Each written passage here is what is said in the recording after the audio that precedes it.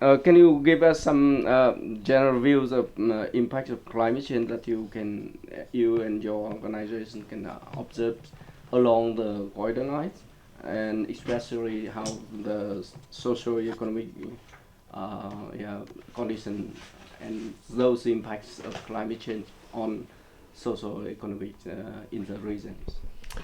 So the impact of climate change, I think for these rainfall areas, the main concern is rainfall. Mm-hmm. So there's no irrigation. These are rain-fed farming systems, and that when there's drought, there's a real problem of the amount of rainfall to grow the crop. So they're already growing on about the annual rainfall might be 300 millimeters, but the rainfall during the growing season is 200 millimeters or 250 millimeters or so. So these are already dry areas with low rainfall and high evaporation. Mm. So the crop's almost always limited by water. So if you decrease the rainfall, there's a concern for that. So that's the main concern. The other impacts are temperature, and part of the temperature is through the evaporation, but also just simply the crops will grow quicker with the temperature, and that can be managed to an extent. A major concern is the heat wave events in spring. So this is where we get very hot northerly winds and in September, October, and these heat wave events have a real cost to the crop. So that's the other real concern with the rainfall and the temperature. There are other things in some of these areas to do with frost and freezing conditions, and I guess the situation is that frost risk hasn't decreased with the so we're certainly seeing some warming, but we haven't seen a decrease in frost events, and that's partly to do with these drier springs, and that's an active area of research. So in terms of impacts, I'd see that it's the concern about rainfall, the concern about heat events, mm-hmm. and some concern about frost as well on that. Yeah, but is there any significant changes to those factors, as you mentioned, heat wave and rainfall recent years in comparison with previous? Yeah, so I think there's this very difficult question of detection and attribution. So how do we detect something in the time series for these events, and how much can we attribute that to climate change, to human-induced climate change?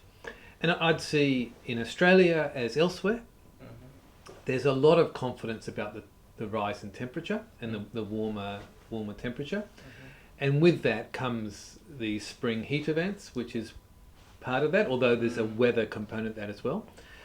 The big question about what's happening with rainfall, so whilst we can see a clear trend in temperature, I think it's hard to say that we can see that in rainfall. The variability year to year and decade to decade with rainfall is quite high. So the rainfall is what we keep saying is the most worrying, but also the most uncertain aspect. It's hard for someone to say that there's been a clear rainfall decline in these areas, whereas certainly there's been some warming. Okay, thanks.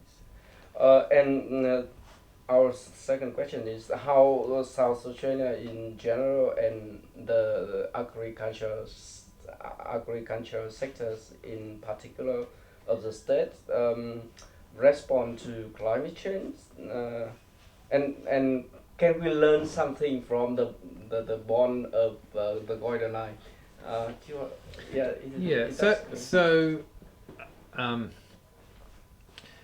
How are farmers responding to or adapting? It's an interesting question, because I think many farmers might say there's no climate change happening, we're just managing year to year variability. But how they're doing that is by storing, so when they get some summer rainfall, they're storing that moisture in the soil more, just through zero tillage. These practices, by very good agronomy of sowing on time and managing weeds well, and matching inputs to demand, that they are able to manage these difficult seasons exceptionally well. So that's I think that's partly why the real concern about some of these heat waves, when they get these very, very hot northerly winds, and a recognition that it's very, very difficult to manage those particular events. So that there's a lot of good farming practice which is managing for a lot of these events. We can call that climate change adaptation, and someone else might just say we're just managing in a variable climate. So that's it. To an extent, these areas, the farms are getting bigger, so the single farmers running more, and that's they're getting economics of scale of being larger there, and that's been part of that, and that has recognisable problems for local communities as well. There's fewer people farming, and some of those challenges. So that the farmers are managing many of these ways quite skillfully, but they're doing that through what's happening what's happening in any case in terms of increased scale and doing more. Trying to store water more and use it more carefully in their system. So that's the sort of increasing their water use efficiency and storing more water. All those things are, in one sense, adaptations to climate change. They're good for adapting to climate change, but most farmers would say that I'm just doing these because they're good practice and is what's happening anyhow. So the two overlap, if you like. Okay, I understand that situation. Talking about the 150 years golden age, do you have anything more to tell us about that legendary golden age? Yeah, so I think